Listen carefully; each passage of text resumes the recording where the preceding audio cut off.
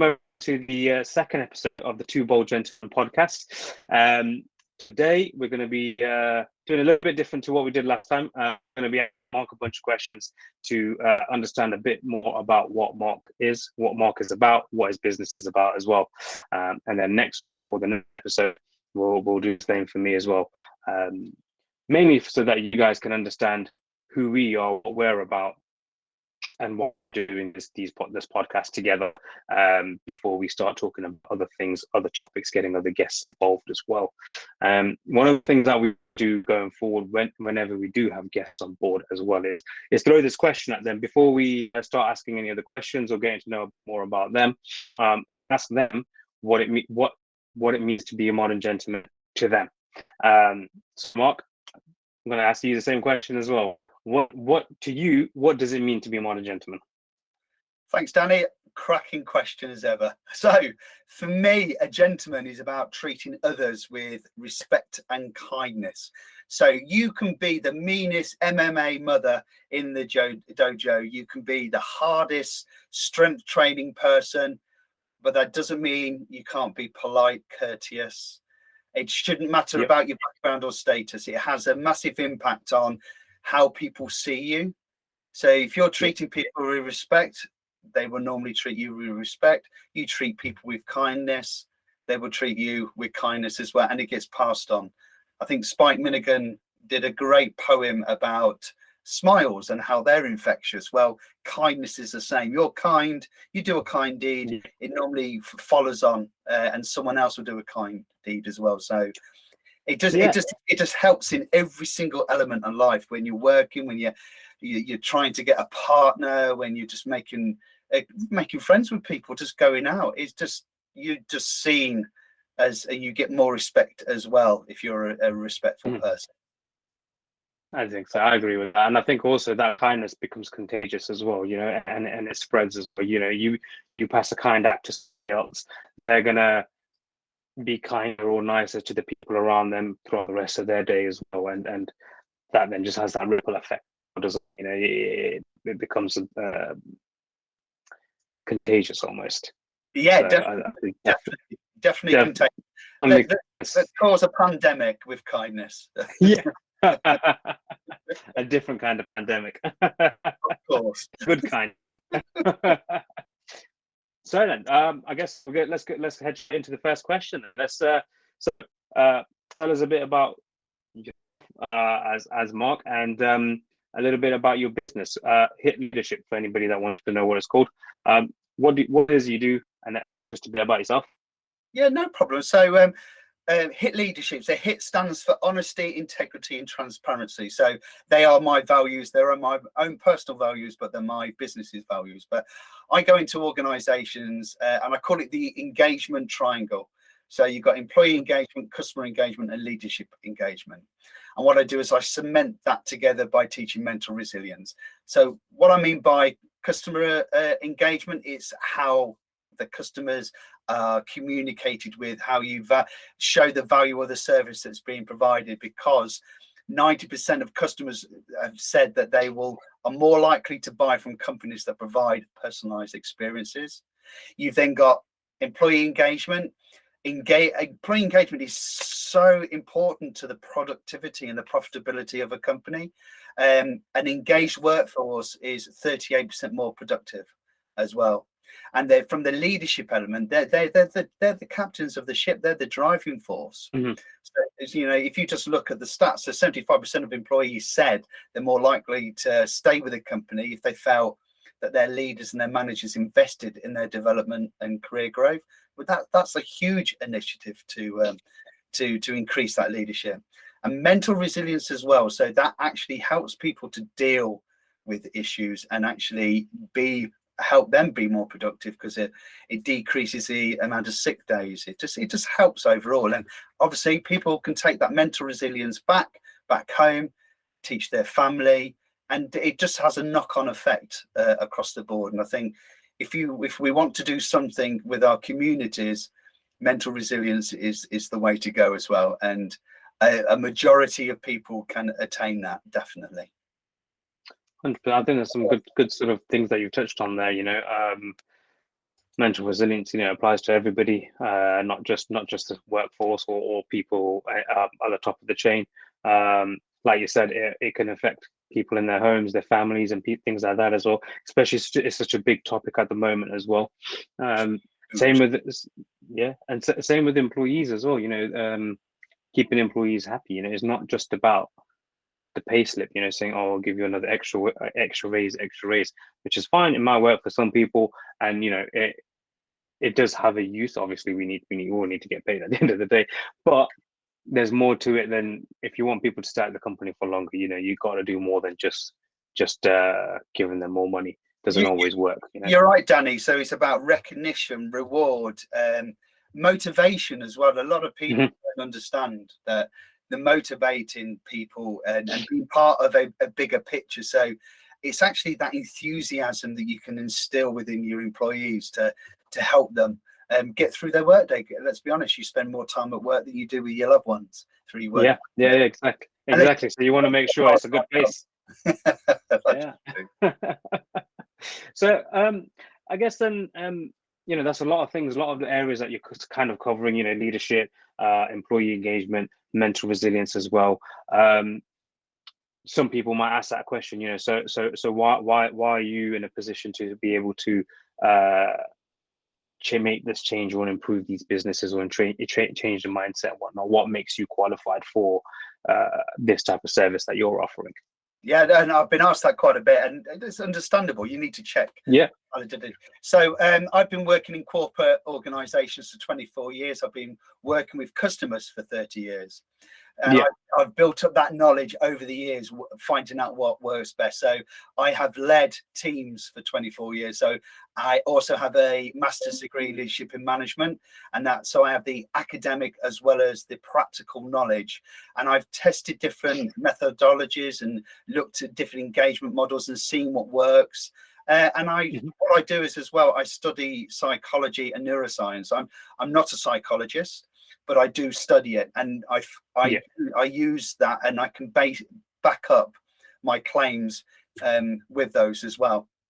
In regards to mental resilience, so I have gone through quite a bit in my life. I've had a kidney removed, I've had an autoimmune issue, so I've had quite a few things that have meant that I have been incapable of doing stuff. And so I've had to build my mental resilience up. It all started in 2006, but that's another podcast altogether. And so from that, I built up my mind and how to become resilient. And then I've been teaching mental resilience in organizations since around 2015. So I think that, and that's how I know that it actually helps people. I'm also a qualified counsellor, so I know what works, because I study it and look into it quite heavily as well. Amazing. And don't forget also, you've been doing quite a few courses recently as well, to keep improving your skill set and gaining new knowledge as well, to keep helping people in different ways and better ways. Oh, definitely. And the best thing about it is feedback is a gift. So whenever I do those presentations, I ask for feedback, and I love it, whether it's good or bad. And from those feedback, I've actually enhanced my presentation for mental resilience, and it is I believe at quite a good level. I'm also doing workshops as well, because I think mental resilience takes time. It's like going to the gym. You don't go to the gym for 1 hour and come out beach ready. You don't just meditate for an hour and expect to be mentally resilient. There's the lot that goes into it. So I always say to people, train your mind as hard as you want to train your body. And if you can have that principle, you'll go a long way, definitely. Wicked. That's really cool. I really like that. So we've talked about what a bit about yourself, a bit about the business itself, H.I.T Leadership. What sort of qualifications or what you feel makes you qualified to sort of carry out this role. I guess the next question that makes sense to ask is, what advice would you give to a new leader? Because essentially these people are the ones that are one, they need to probably be mentally resilient themselves. And two, they're the people that are going to be managing staff. So, they need to be able to make sure their staff are in a good frame of mind. Do they pass that mental resilience on to them? Do they, how do they train them? How do they sort of make them feel like waking up every day saying, this is the place that I want to stay at for many years to come? So yeah, what advice would you give to a new leader coming into the scene? There's various qualities that a leader has. Of all the great leaders that I've had the pleasure of working with, there's been there's been fewer great leaders that I've worked with than others. So I've seen what works and hasn't, and obviously I've studied it myself. So have visionary and strategic thinking, being able to have a vision and distill that on the team, so your employees are part of that vision. Great and strong communication skills. There's no point having that vision if you can't communicate it. Be decisive and have problem solving abilities. So you can't be saying, so what do you think? What do you think? You've asked for opinions when you don't know something. That's fine, but when you've made your decision, be decisive and go forward. Emotional intelligence and empathy and humility, they are probably the three attributes, the three main behaviors that I would say are vitally important. So that empathy, to understand from someone else's point of view, and that emotional intelligence. So when everything's kicking off, you're remaining calm, and that's what a leader does. It helps if you're calm, people around you are calm, and that's what helps productivity. You can get through things quicker, and have that humility as well. So the ego has to be reduced. And by the way, there's nothing wrong with an ego. Egos are great. They help protect us. And obviously we see salespeople, their egos are higher because they're getting told no quite a bit. And that's fair play. That's just part of what happens. But when you're a leader, your ego, we have to reduce that down. So humility takes over, and empathy. It just makes such a difference. But on top of that, that's quite interesting. Go on, sorry. No, go. I was just going to say that it's quite interesting to say people, as a leader, you need to have humility. You need to have social intelligence, emotional intelligence as well, because I guess the perception always is you have to be that egotistic person. You have to be almost dictator-like as a leader to be able to get a team to do what you need to do. But like you say, that doesn't necessarily work these days. You can't just demand from people, because people will they'll be put off by it. I mean, we've all had those people in our lives who've shouted at us and demanded stuff with us. You don't feel obliged to do your best. And it's the same in business. Unfortunately, on TV shows where they depict the leader as a strong, masculine, shouty, no, it's wrong. If you look at the psychology of how people react to people, and I'm telling you from the leaders that I've worked with, the ones that gain my respect the quickest, who I would run over broken glass for, I would do anything for, were the ones that had emotional intelligence, empathy, humility, and that passion, that drive, that communication skills, that visionary and strategic thinking, but also confidence and determination. So you don't have to be shouty to get people to do what you want. And you can, if there are people within your organization who are not adhering to that, they're obviously not a cultural fit. And this is what happens. Cultures disintegrate within organizations when you're not actually adding in and looking at everybody that's coming in through the recruitment stream, looking at how they are a cultural fit for what you want your company to be. And that to me is the biggest thing. But also the ability to inspire and motivate others. That if you can't motivate or inspire people, you're not gonna drive performance forward at all. It's interesting you say that, because it almost reminds me of managing football teams. You can have all the A-list superstars on your team, but if they can't play in harmony, or as a manager you can't lead them to perform in a certain way, or to your tactics and strategy, then it's great saying you've got the best players in the world, but if they can't play together or they can't do what you're doing, what you want them to do, then you're never going to win as a team. Whereas you can have another club that may not have all the superstars, but if they're playing together, like you're saying, if the culture is right, the motivation is right, settled, and it's right by manager, and tactics in a way players understand that they can play together, and there's that fight for each other and stuff like that, then that team's going to beat this superstar team all day, every day. Definitely. And what you've got to consider in sport, the coaches, they're not angry, they're passionate, and that passion and that drive, that is what helps those teams go further. So you've seen people getting warmed up, like you see before boxing matches, and they're getting all warmed up and they're slapping each other and they're shouting. And you see where the weightlifters, before they go to pull a big weight, they're getting their drive and passion. Well, that's you're not necessarily doing that in the boardroom, but you just when you do. It'd be interesting if you did. Taking a sniff of salts as you do in weightlifting to wake yourself up. But that passion and drive is obviously at different levels in different. So in a sort of business environment, it wouldn't be as strong as if you're with a coach in the back room as the players have come off the field, and you're all talking. They're not going to do it in the changing room, are they? Completely different. It is, I guess so, but it'd be quite interesting to see somebody actually do that in an office boardroom and see what sort of response they get. I think you might do that. You might get that in America, but I'm not sure if it works within the UK. True. That is very true. It's very true. Cool. All right, that was quite interesting in terms of understanding what new leaders and how new leaders what they need to bring to the table in order to make a successful team. Yes.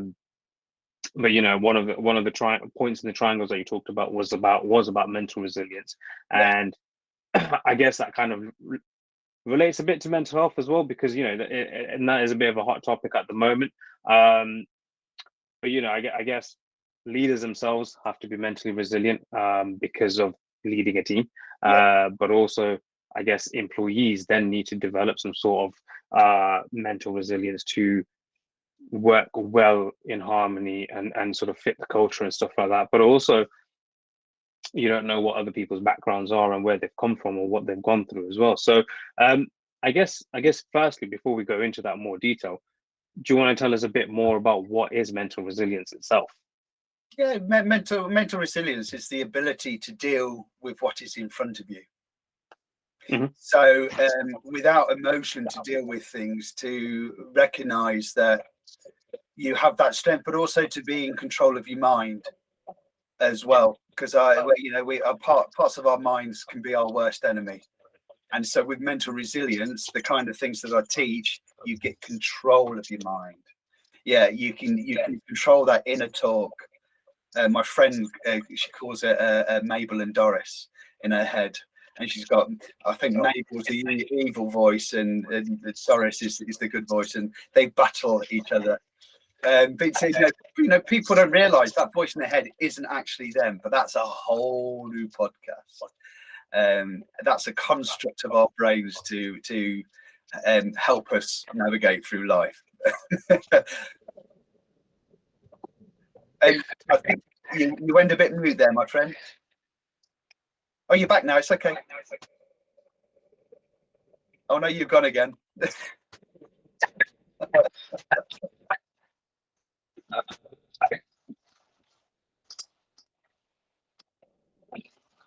It's all right. We can cut this bit out anyway, mate. Don't worry. No.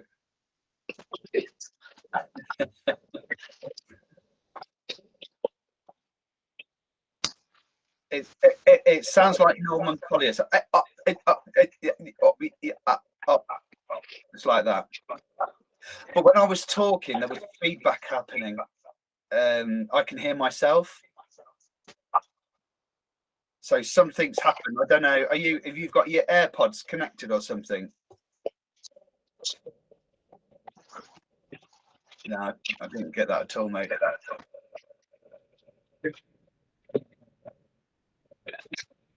No, I can't even read your lips. You have to save this bit for the bloopers.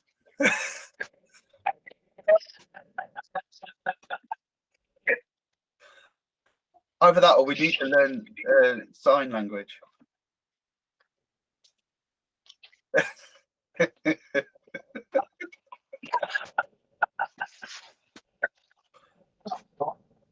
Okay, mate.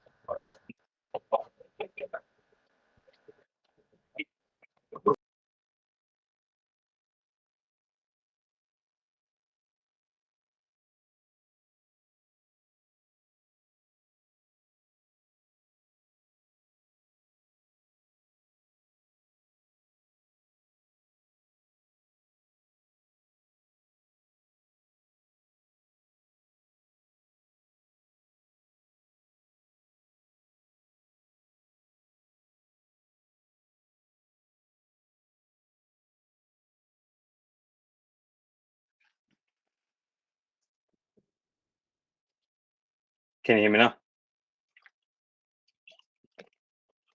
You're on mute though. Windows isn't that good then. So in that case, what we'll do is, when it started doing that, I'm going to somehow have to figure out how I can just cut that bit and just go to the next question. Well, pretend I've just finished talking. Yeah, and then I'll just add that bit in. And then say, "Oh, that was great, Mark." Yeah, so that's what I was going to do. I was going to say, so that was great. So next question, sort of thing. So I mean, it might not be as like interesting as all the other ones because at least I tried to do a little bit of something beforehand or whatnot. But mate, it's okay. I'll just go straight into it. So this is already recording, right? Yeah, I've kept it recording, mate. Okay, cool. So it's just a case of editing then, yeah. Yeah, that's fine. I guess that makes it easier as well. So tell me when you're ready. Go. Yeah. All right. So that's great.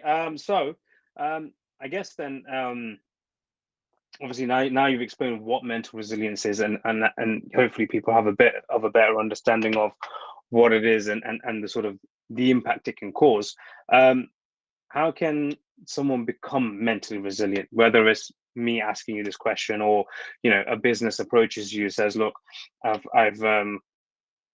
got a 10, 20 staff that I'm managing, but I can tell or I feel like they need some mental resilient training to make them better employees, or which I don't know how likely the case this will be, but a leader then realizes that they themselves need help and training on mental resilience and approach and says, look, I need help on developing, building my mental resilience. Mark, how do I do this, or what do we do? Yeah, I mean, we only have a short period of time, so I can't go through everything. Of course. The fundamentals are coping mechanisms in life. So when I broke my brain in 2006, that's because I had poor coping mechanisms. So when you're coping with alcohol, drugs, staying up late, not trained, poor coping mechanisms are what causes a lot of problems. So what I mean by coping mechanisms, so for me, my coping mechanisms, meditation. Yeah, I think if everybody meditated, this our whole world would be a better place. It would make such a difference. Mm-hmm. He says, I think Buddha said, someone asked Buddha, what will I gain from meditating? And he said, nothing. But what you will let go of is anger, resentment, attachment, and then all that good stuff. So meditation, 15 minutes, half an hour a day, breathing exercises, they are quick fixes of what you can do. So a quick one would be to breathe in fully, and then a little bit more, and then slowly release for about 7 or 8 seconds. Or you can do the 4, 5, 6 method, which is breathe in for 4, hold for 5, release for 6. So you can do those. Going out into nature is so underrated. Even in winter, just being outside in the elements, in nature, it has a massive effect on you, positive effect on you. And one little thing that people don't realize, gratitude.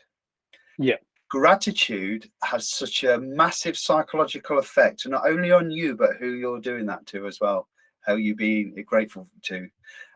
Honestly, you can wake up first thing in the morning, just be grateful to be alive, to breathe.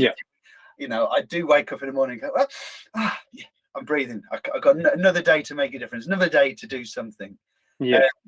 But being grateful, we can be grateful for having a house over your head, for having someone that loves you, having food, having water, having heating, having clothes, having respect for ourselves. So, what I do as well is teach self-awareness. So self-love and self-compassion are huge towards mental resilience, because if you can't be compassionate to yourself, you can't be compassionate to others. And sometimes we just got to let things go. So understanding that we can learn from the past, but it's gone. So stop going back there. Leave it. Learn from it. Move on. The future does not exist. Does not exist. Don't even go there. Think about it, but don't let your emotions go there. So the only thing that matters is now, this very second. So as we're recording this, Danny, how good, life is good, isn't it? So it's good. We're losing technology. Got a good chat on the phone with a friend. Well, on a Google Meet, just having a chat. Do you know what I mean? And it's those things that we can be grateful for. That really. This is it. Yeah. And by doing all of that, hopefully throughout the course of these podcasts, we hopefully give some value to you guys that are listening to these episodes as well. That way we're doing some good work. At the end of the day, I think. And I think it's massively important. I definitely can relate to all those things. Doing the gratitude, meditation, breathing, even just going, like you said, going out. Take your dogs for a walk, or if you don't have dogs or pets, just take a little stroll. One thing I was going to say as well, if you're neurodiverse, so if you are ADHD or anything along those lines, anything on the spectrum. So I am neurodiverse, so I know what I'm talking about, and I've worked in IT for years, so I understand this principle. Not everybody can meditate. So the other things to do instead of that is Lego, jigsaw puzzles, Meccano. And those kind of drawings where those adult drawings, illustration pages where you can color in different things. Just something that is all meditation is focusing your mind on one thing or one thing only. When your brain's going, oh no, you've got to think about this emergency over here. You go, look, no, I'm focusing on this. And do you know what I mean? That's all the meditation is. Focusing your mind on one single thing. And that is so powerful, and you can feel the effects. After a couple of times to do it, you'll start noticing. It's like with anything, you build up, because your brain is a muscle, and it will adapt accordingly. So whatever you do, if you meditate or you're building Lego, and I love building Lego and Meccano and stuff like that. So just do something like that. It will just make a massive difference to your lives. 100%. No, and I think it's quite cool, because it relates back to what you were saying a minute ago. The past is the past, the future's not happened. If you're living now, whatever you're doing now, that's where you can make the biggest difference. You can't make a difference from yesterday, because yesterday's gone. You can't make a difference tomorrow, because tomorrow's not come yet. But you can make the difference now. Where it's probably the most important place and time to make that difference. You can't wait for tomorrow and hope that tomorrow you can make a difference, or tomorrow, when tomorrow comes, that's when you're going to do something great. And you can't look back at the past and say, oh, I wish I did something great. You can always do something now. Do you know what I mean? Doesn't matter who you are, where you are, or even how old you are. Yep. You're never too young or never too old to start living today, or start living in the now, to make that difference. Yeah, definitely. In your life, whatever you want to do, Get yourself a portion of mental resilience now. Start taking spoonful a day. in a month or so's time, you'll start seeing the difference, and you'll build and build and build and build and build. Honestly, it will change your life. It will change your life.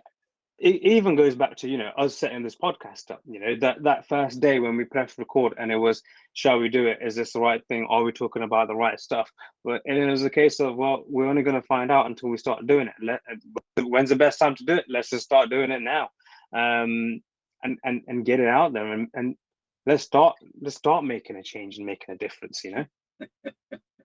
So yeah, no, I like that. So I think we could probably wrap this up for today's episode then. But before, next episode we'll be talking about me and the Modern Gentleman business. So stay tuned for that. You get to hear all about that business. But before we do sign off, Mark, do you want to just let people know where they can find more details about you or about H.I.T Leadership? What's the website and stuff like that, if they want to sort of come across to you? I will be putting in the comments and in the description below. But if you just want to sort of let people know where they can find you. Yeah, so I'm on most social medias. So it's Marc with a C, so MARC ROWLEY. My website is hitleadership.co.uk. I'm on LinkedIn. I'm very prolific on LinkedIn. I think that it's a cracking platform to get your businesses out there. I'm just down as Mr. Marc Rowley. You can't miss me. I'm bald-headed bloke with glasses on, and we want to stop shop from productivity. Amazing. Can't miss me. Brilliant. All right, thanks for listening, guys, and we'll see you on the next one. Take care. Thank you. See